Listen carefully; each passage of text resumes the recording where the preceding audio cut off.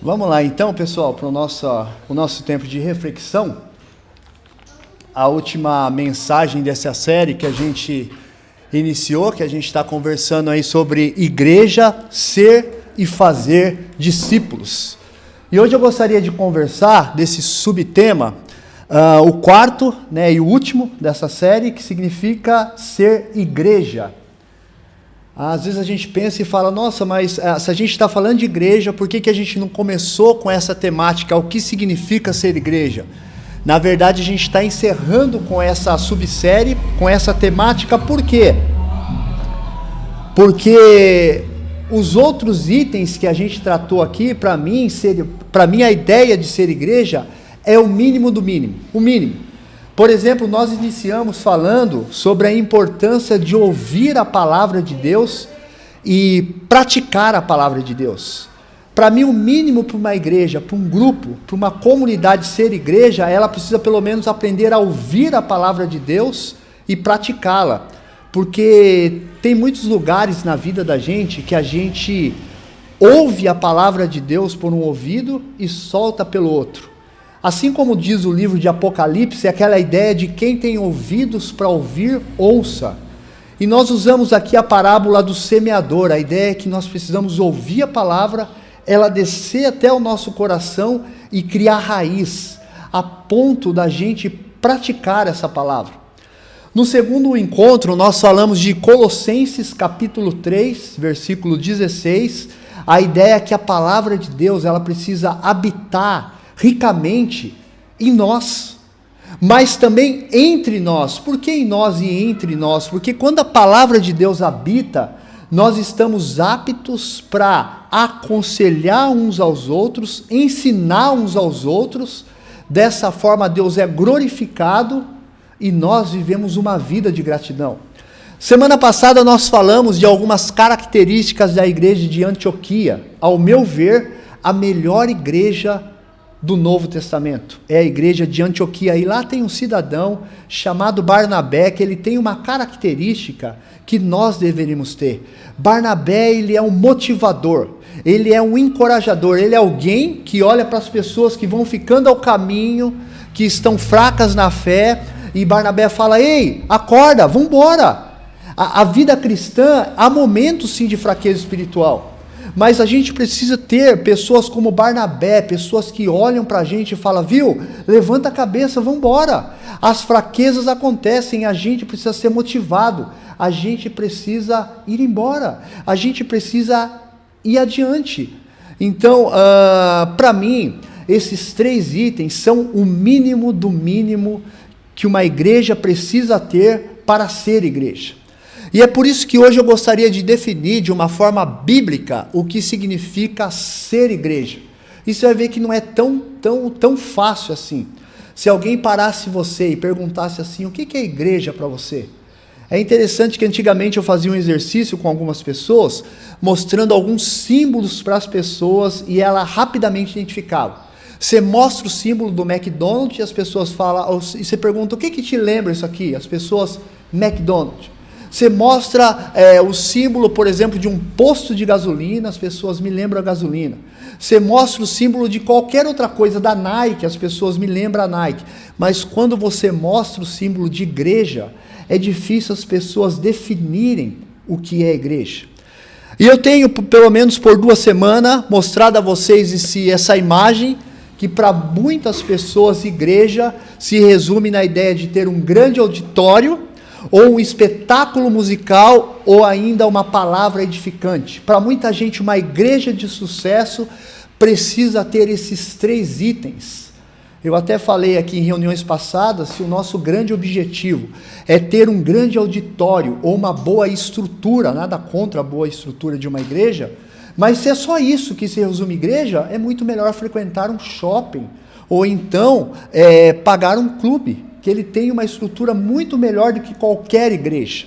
Ou ainda, se o nosso intuito é apenas um espetáculo musical, é melhor frequentar muitas vezes uma casa noturna. E diga-se de passagem, gente, eu conheço pessoas, por exemplo, que para eles que bom seria se na igreja só tivesse louvor. Só louvor. as pessoas cantam, cantam, cantam, cantam. Alguns mais antigos até brincavam, falavam, nossa, parece o ministério da cigarra. Cigarra, aquele bichinho. Só canta, canta, canta, canta. Até uns antigos diziam que a cigarra canta até explodir. Eu fui ver isso é mito também. Mas enfim, o que eu estou falando? Para muitas pessoas a palavra deveria durar 15 minutos só. Mas o tempo de louvor deveria ser 1 hora de louvor. Porque as pessoas buscam esse espetáculo musical. Não que a música não seja importante, mas ela não é o centro. Mas existem pessoas, gente, que vão na igreja por causa da estrutura da igreja mesmo. Amplamente dita por causa da estrutura dela. E sabe o que me chama a atenção? Que igrejas que investem e acreditam nesse modelo, nessa estrutura, elas investem na igreja para atrair pessoas. Mas o grande mando de Jesus na Bíblia não é para atrair, é para ir. A igreja deveria ir e fazer discípulos, e não atrair as pessoas. E nessa grande estrutura também, eu falei que para muitas pessoas precisam ter uma palavra impactante. Não importa se vai ter o evangelho ou não. Tem que ter uma palavra impactante. E se o nosso intuito é uma palavra impactante, gente, seria muito melhor a gente buscar os coaches da vida aí, esses homens que conseguem nos fazer sair bem de um lugar, achando que a gente é bom o suficiente, que a gente consegue dar conta. O grande problema dessa estrutura, gente, como eu disse, é que ela não se encaixa no padrão definido por Jesus do que é a igreja, nem no padrão das escrituras. Sabe por quê? Porque ele não tem espaço para o discipulado oferecido por Jesus. Você consegue entender que a grande meta de Jesus não é encher uma igreja? A nossa meta aqui é ter esse espaço cheio. Gente, não é primordialmente isso. Qual que é o discipulado de Jesus? É fazer com que o Fernando, a Eliette, o Populina, o Igor, o Anderson, a Lília, outros, sejam mais parecidos com Jesus. Não é quantidade de gente, mas é ser mais parecido com Jesus, ter mais o jeitão de Jesus, é conseguir viver aquilo que a Bíblia mostra para a gente que nós deveríamos viver, e não quantidade de pessoa. Por exemplo, na estrutura dessas igrejas, não se assuste se você um dia conhecer uma igreja que tem uma estrutura dessa.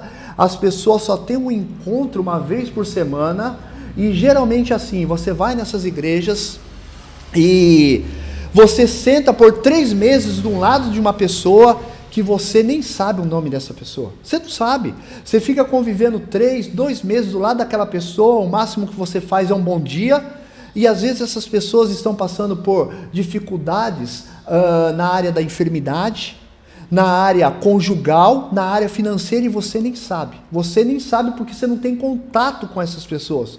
Você só as vê na hora do culto. É por isso que essa estrutura não cabe no modelo de discipulado oferecido por Jesus.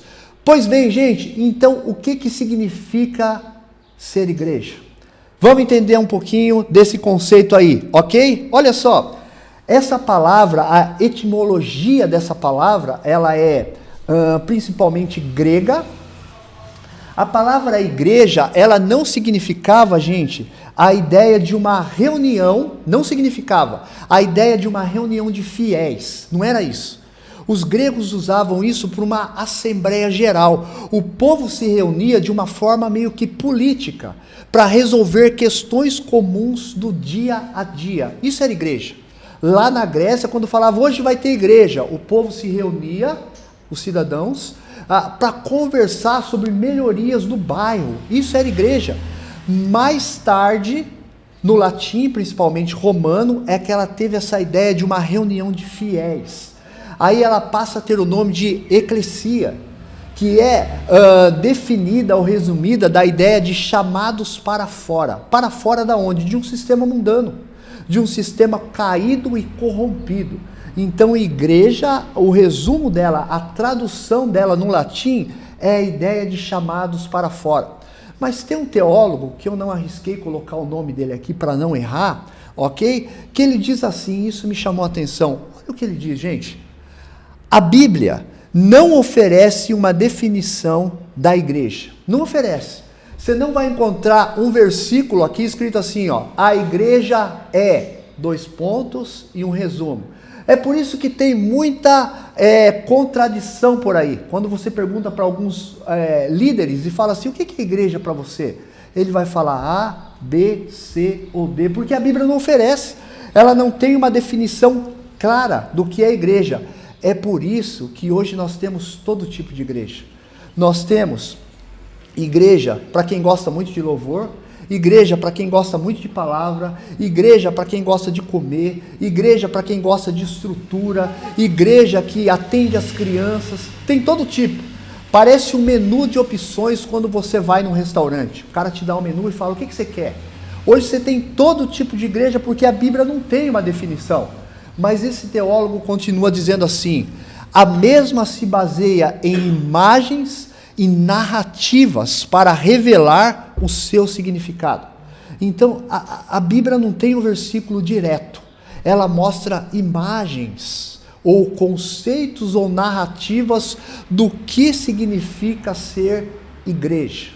Diante disso, eu gostaria de convidá-los para abrir a sua Bíblia aí, no livro de Efésios capítulo 2, eu vou projetar aqui também, ok? Então fique tranquilo, mas se você quiser acompanhar na sua Bíblia, tem gente que gosta de acompanhar na Bíblia, às vezes fica mais fácil, mas eu vou projetar aqui também o que Paulo fala, o autor dessa carta, de definição de igreja.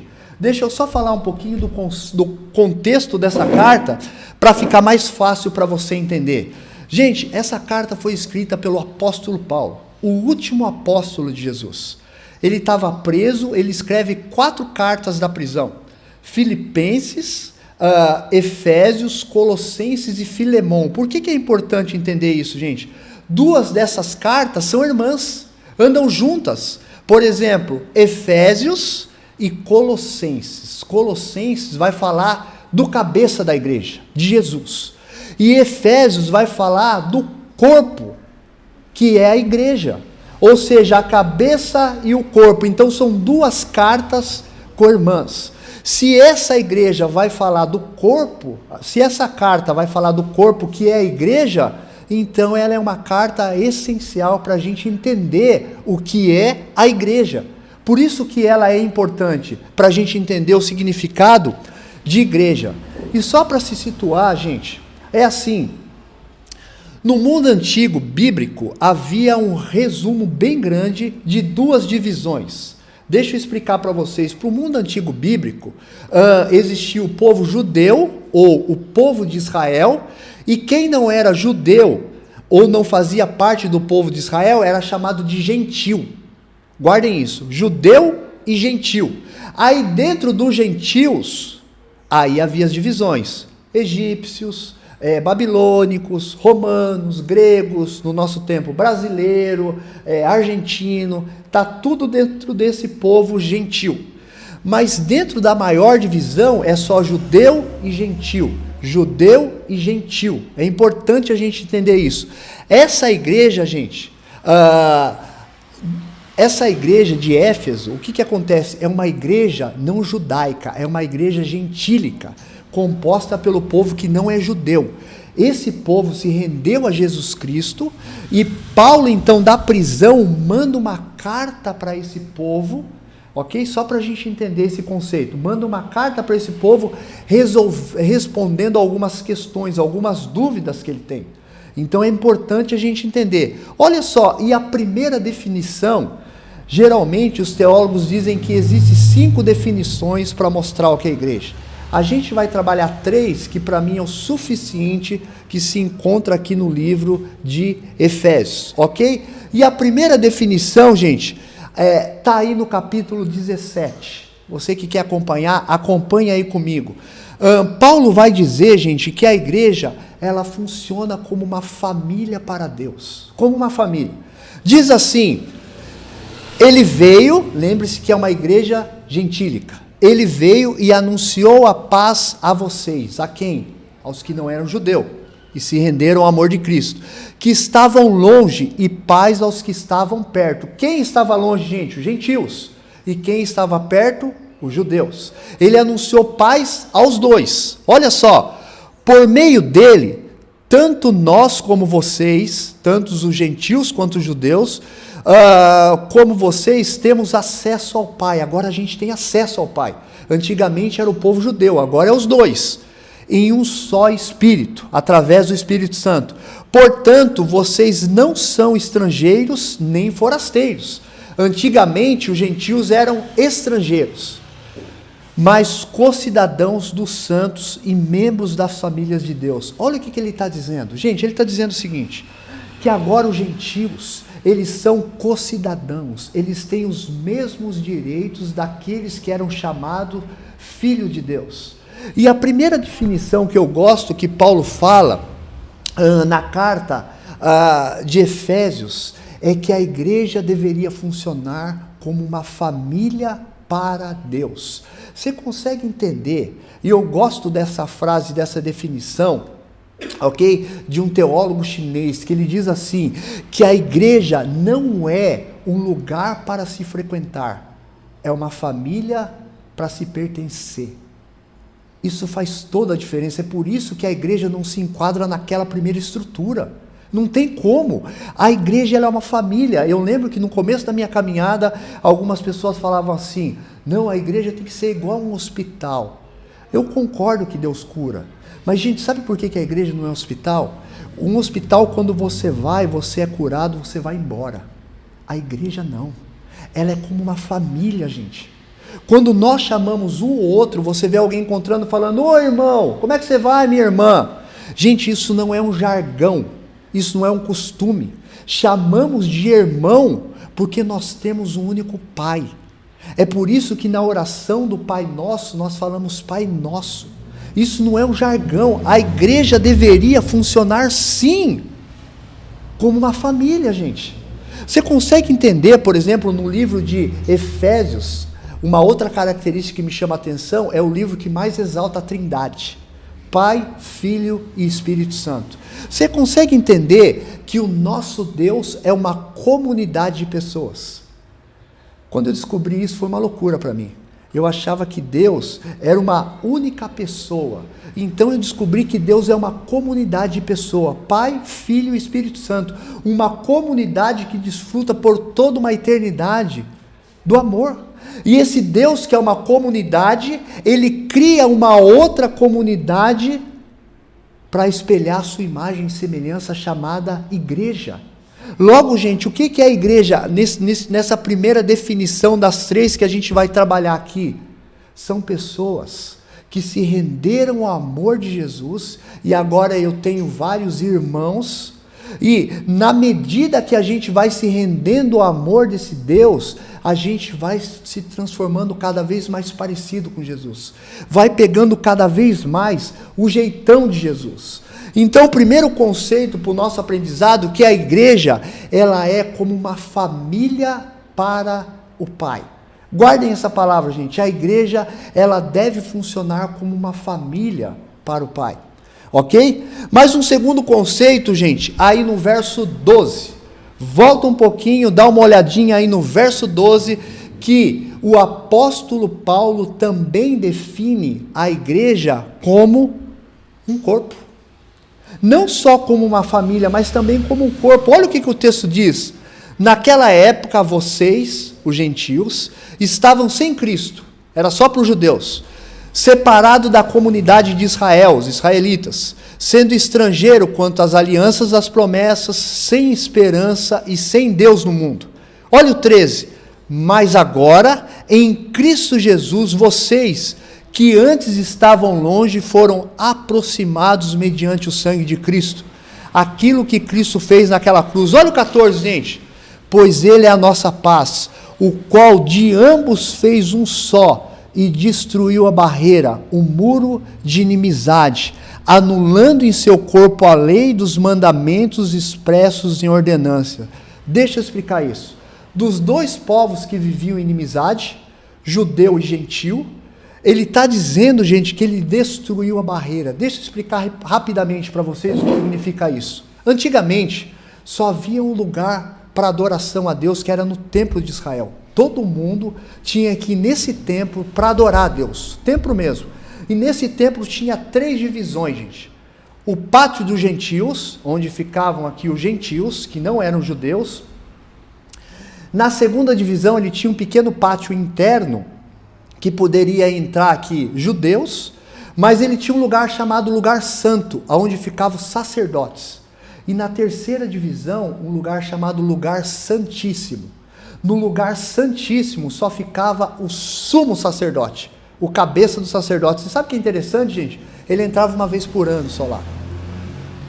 Então, 3 divisões: o pátio dos gentios, o lugar santo e o lugar santíssimo. Nesse pátio dos gentios, onde se reuniam aqueles que não eram judeus, tinha uma placa bem grande. A placa estava escrito assim: não ultrapasse para lá, pena de morte. Se um gentio passasse esse muro para cá, ele pagaria com a vida, ele morreria instantaneamente, ok? Por exemplo, o exército romano executaria esse cara em pena de morte. O que Paulo está dizendo aqui? Que Deus derrubou esse muro. Dos 2 povos, ele fez um povo só. Os judeus tinham tanta lei, gente, tanta lei, que isso não deixava com que eles vivessem com os gentios, que não praticavam a lei. O que ele está dizendo é que Deus derrubou essa lei.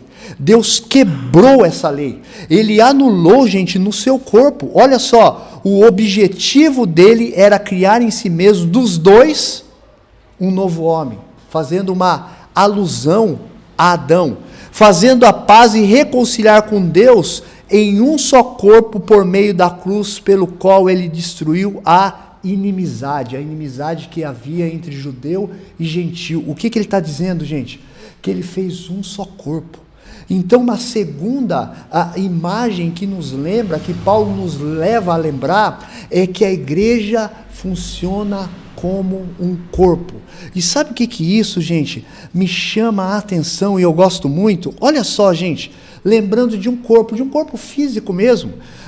Paulo está querendo dizer que a igreja ela deve funcionar não de uma forma uniforme. O que é isso, gente? Uniformidade, mas sim em unidade. Deixa eu explicar o que ele quer dizer com isso. Como um corpo. O corpo ele não é único. Ele tem as suas uniformidades. O que é isso? Por exemplo, a mão não é o pé. O pé funciona de um jeito, a mão de outra. Então, não é todo mundo igual. O Igor não precisa ser igual à minha pessoa. O Populina não precisa ser igual o Fernando para funcionar bem. Não, gente. Cada um tem a sua uniformidade. A mão é diferente do pé, o pé é diferente da orelha, dos olhos. Cada um tem a sua função. Mas ela tem que ter unidade. E como que um corpo físico tem unidade? Só tem um jeito. Se o corpo físico, assim como a igreja, se submeter ao cabeça, que é Cristo. Deixa eu levar aqui para a ideia de um corpo físico. Se eu olhar para o Fernando e falar assim: Fernando, vamos até a esquina ali? Só tem uma maneira do Fernando ir até a esquina comigo. Se a cabeça dele mandar um comando para os seus pés falando: vamos até a esquina com Anderson, e a gente vai até a esquina. Agora, se o pé direito dele falar: eu vou para essa esquina, e o pé esquerdo dele falar: eu vou para outra esquina, não funciona, gente. Se o corpo físico do Fernando não se submeter à cabeça, ela não funciona. É isso que Paulo está dizendo. A igreja ela não tem uniformidade, cada um tem um jeito, cada um tem um dom, cada um tem uma maneira de agir, mas a gente só consegue andar em unidade se a gente se submeter ao cabeça que é Cristo. Se Cristo estiver falando para a gente: gente, tem que fazer assim, e eu falar: não, eu vou fazer do meu jeito, a gente não consegue andar em unidade. Isso é muito, gente, interessante. Logo, o que o corpo é, gente? O corpo, ele é aquele que se submete ao cabeça, o qual lhe deu uma missão. É por isso que dentro de uma igreja, cada membro, como num corpo físico, tem que exercer a sua função. É interessante isso. Deus deu dons para cada um, para que o corpo da igreja, ela vá bem. O pastor, ou o diácono, ou o presbítero vai fazer tudo. Não. Primeiro que ele não consegue. Segundo que ele não tem dom para isso. Existem dons que eu tenho que vocês não têm. Existem dons que vocês têm que eu não tenho. Não adianta. E se eu não tenho, eu posso até fazer, mas eu não vou fazer com a facilidade que vocês têm. Eu não vou fazer com a perfeição que vocês têm. Por exemplo, quem toca e Deus chamou para tocar, vai fazer muito melhor que eu, que não toco. Quem canta e Deus chamou para cantar, vai fazer muito melhor do que eu, que não canto. Cada um tem a sua função e se submete a essa função, gente. O grande problema que nós enfrentamos hoje o que eu tenho visto por aí é que na igreja nós enfrentamos aquilo que muitos estudiosos chamam de ajuntamento de consumidores. E, gente, vocês não têm ideia o quanto isso está infiltrado nas nossas vidas. Isso é tão forte que quando você estuda a história da igreja, a primeira fase é uma igreja missional, uma igreja que anuncia o reino por todo o tempo. Depois vem o imperador chamado Constantino, e o imperador Constantino, ele simplesmente chega e fala assim: olha, a igreja deixou de ser perseguida, agora é a religião oficial. É bonito isso, porque a igreja para de ser perseguida e ela vira a religião oficial. Eles chamam isso de época da cristandade. Então a igreja resolve tudo. Ah, pode fazer tal coisa no mundo? Espera aí, vamos ver o que a igreja diz sobre isso. Ah, pode fazer isso? A igreja é que vai responder. Interessante. Só que chega uma época chamada iluminismo, gente, que a igreja começa a paganizar. Ela começa a querer achar razão em tudo. Até que nós chegamos à nossa época, que eles definem como a época do consumismo. Que tudo se consome, tudo se consome. Tudo na época do consumismo se consome, principalmente igreja. Para vocês terem uma ideia, no mundo bíblico, ter filho era uma bênção. Porque não se tinha INSS, era uma época de guerra. Então, aquela família que tinha muitos filhos significava proteção. Você vai ler na Bíblia e você vai falar: rapaz, olha aqui, Deus dizendo que feliz é a família que tem muitos filhos. Inclusive, quando você lê a Bíblia, cara, você quer ver uma mulher ficar triste? É se ela fosse estéril, se ela não pudesse ter filho, se ela não pudesse dar filho ao seu marido. As mulheres sofriam com isso. Hoje, na época do consumismo, quando você pergunta para um casal: vocês vão ter filho? Não, esse negócio dá gasto. Eu estou fora, esse negócio dá gasto, eu prefiro ter um pet, adotar um pet. Tá? Isso aqui está fama hoje, está famoso esse negócio. Então, o consumismo é tão forte que, por exemplo, eu, graças a Deus, sou de uma época que criança tinha irmão ainda. Hoje até isso aí está difícil. Por quê? Por causa da nossa tendência do consumismo. Tudo é voltado para o consumismo. Infelizmente, gente, na igreja as pessoas consomem também. Há aquilo que nós chamamos de entretenimento. Pessoas entram e saem de igreja dizendo assim: ah, eu não gostei do louvor. Ah, o louvor desafinou.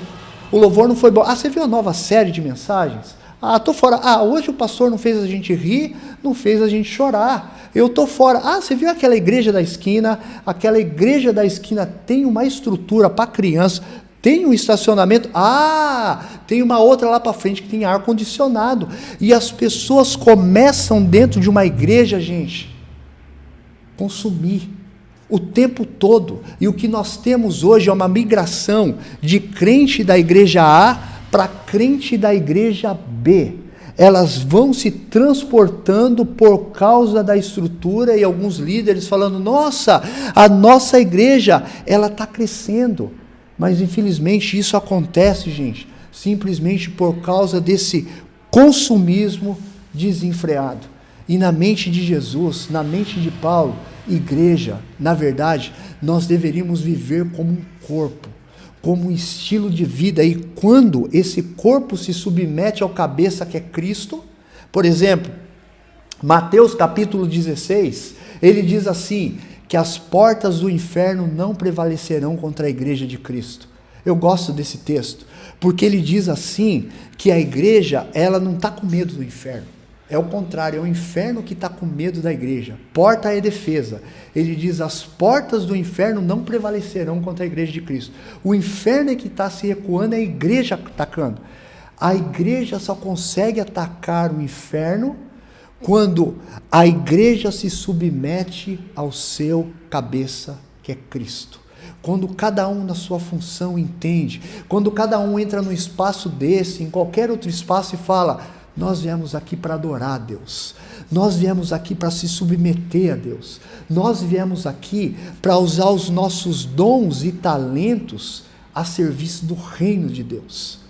Se tem uma forma, gente, que o diabo tem usado para destruir igrejas por aí, é a falta dessa unidade. É como se ele soprasse no nosso ouvido e falasse, viu, faz o seu jeito, não se intromete, não se compromete com nada não, deixa o reino de Deus para lá. Dessa forma, ele vai destruindo perfeitamente aquilo que nós chamamos de igreja, ok? Mas olha só, gente, logo nesse segundo exemplo, Efésios então define a igreja como um corpo para o Filho. No primeiro, uma família para Deus, para o Pai. Agora, um corpo para o Filho. No último exemplo de Efésios 2, no capítulo 20, ele vai dizer que a igreja, na sua simbologia, que ela deve funcionar como um templo vivo, pedras vivas. Ele diz assim, edificado, está falando da igreja, sobre o fundamento dos apóstolos e dos profetas, tendo Jesus como pedra angular, no qual todo o edifício é ajustado e cresce para se tornar um santuário santo no Senhor. Nele vocês também estão sendo juntamente edificados para se tornarem morada de Deus por seu Espírito. Aqui ele define como uma espécie de templo.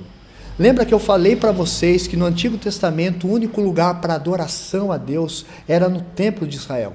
Era lá que as pessoas pediam perdão, que sacrifícios eram feitos pelo pecado daquele povo, adoração, até a manifestação extraordinária de Deus, quanto a milagres e outras coisas, aconteciam, gente, no templo. Era um lugar de ajuntamento do povo de Deus.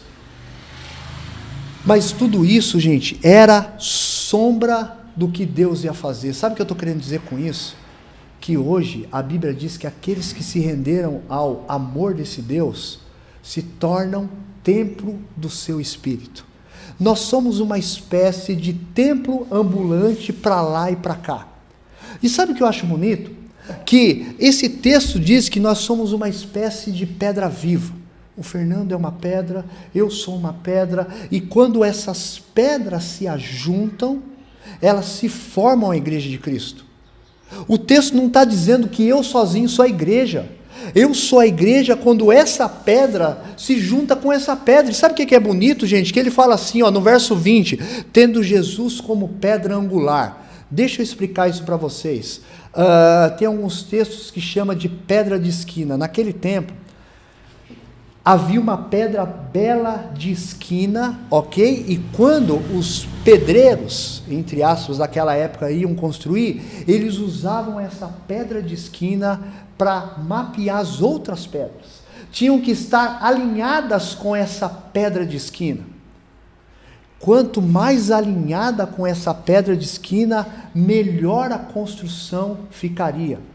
O que o autor está dizendo, gente, que quanto mais eu desisto do meu eu, do meu próprio ego, me rendo ao cabeça, ao amor desse Cristo, mais parecido e alinhado eu fico com esta pedra de esquina. Essa pedra que no Novo Testamento chama de pedra principal. E, gente, vamos ser sinceros, se no Antigo Testamento as pessoas olhavam para esse templo, e as pessoas diziam assim, olha lá, a manifestação do lugar de Deus. É nesse templo que Deus se manifesta. Hoje, como pedras vivas de Cristo, será que as pessoas aí fora, quando elas olham para a minha vida e para a sua vida, elas conseguem identificar a presença de Deus no meio delas, entre nós ou não? Nós somos essa pedra viva, nós somos esse representante, nós somos esse templo ambulante no meio das pessoas, o qual Deus colocou, ou infelizmente ao contrário, Quando as pessoas olham para a gente, elas dizem assim, aí não tem nada de Deus, não. Aí não tem. A vida desse, daquele ou daquela não aponta nem um pouquinho para o nosso Deus. Logo, gente, Paulo define que a igreja é pedras vivas alinhada à pedra principal, mas também que ela é uma morada para o Espírito. Sabe o que eu gosto dessa definição de Efésios 2 quanto à igreja? Olha só, gente. Ele diz assim, que é uma família para Deus, um corpo para o Filho e uma morada para o Espírito. Pai, Filho e Espírito Santo. Logo, a igreja, ela reflete e é um projeto da própria Trindade. Parem e pensem nisso. A própria Trindade reflete e resume a igreja e o seu propósito. Duas definições para a gente terminar o nosso tempo, que eu gosto muito, do que significa igreja. A primeira diz assim, uma assembleia pública chamada para fora por Deus, como a vanguarda de uma nova comunidade. Muitas pessoas, e isso para mim é interessante, muitas pessoas, filósofos antigos, eles fazem o que, gente? Eles simplesmente sonham com um novo mundo. Eles sonham com um novo mundo. E eu gosto dessa definição, um mundo em paz, um mundo sem guerra, um mundo sem qualquer tipo de dificuldade. E sabe o que é interessante? Quem vem fazer isso é Jesus. Jesus é aquele que vem inaugurar um novo mundo de paz, um novo mundo sem guerra, um novo mundo perfeito. E Jesus levanta a igreja exatamente para isso.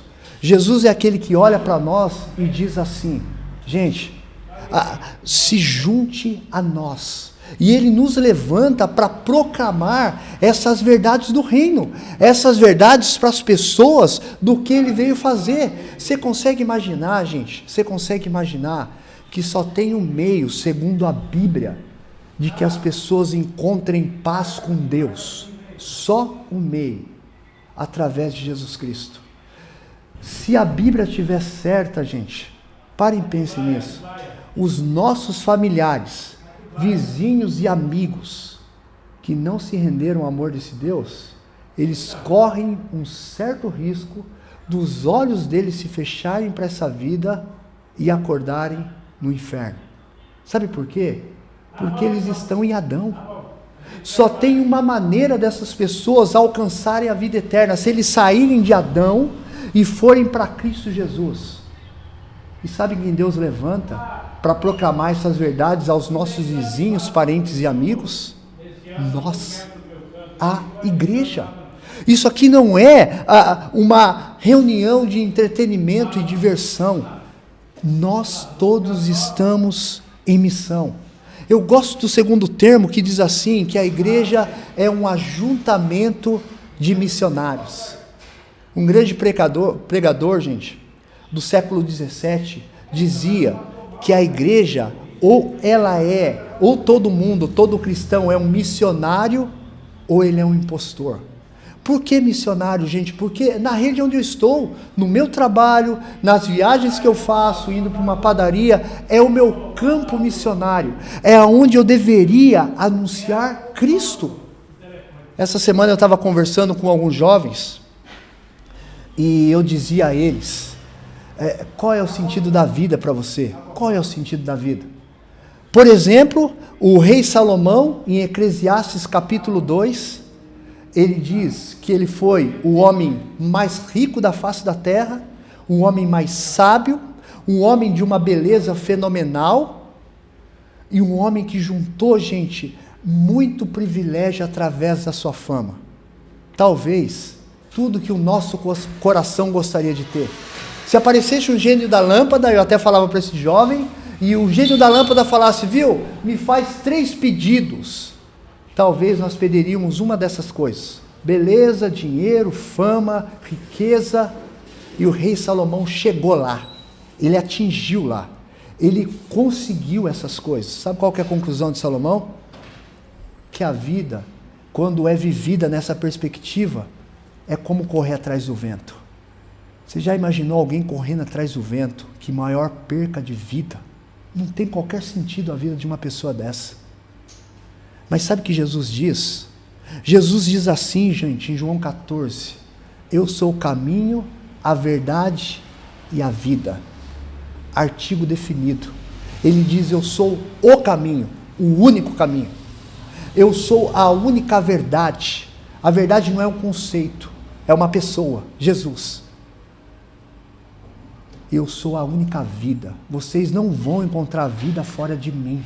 Vocês não vão encontrar. Logo, gente, a igreja é aquela que abraça o projeto da Trindade, uma família para Deus, um corpo para o Filho e uma morada para o Espírito Santo de Deus, e vive em missão, conectando as pessoas ao amor desse Deus como um estilo de vida. Não apenas aquilo que eu faço no domingo pela manhã num tempo como esse, mas aquilo que eu faço de segunda ao sábado, conectando pessoas aí fora, convidando pessoas para uma caminhada diante do amor desse Deus. Isso tem que ficar, gente, muito nítido na mente da gente, muito nítido. Não permitam que pessoas definam igreja para vocês apenas como uma estrutura de tijolos. Não permita isso. Nunca mais caia nesse erro. Existem pessoas que frequentam uma igreja física, mas vivem como pessoas desviadas. Não tem qualquer reverência com Deus, não tem qualquer compromisso com esse Deus. Não permita isso, gente. A igreja somos nós.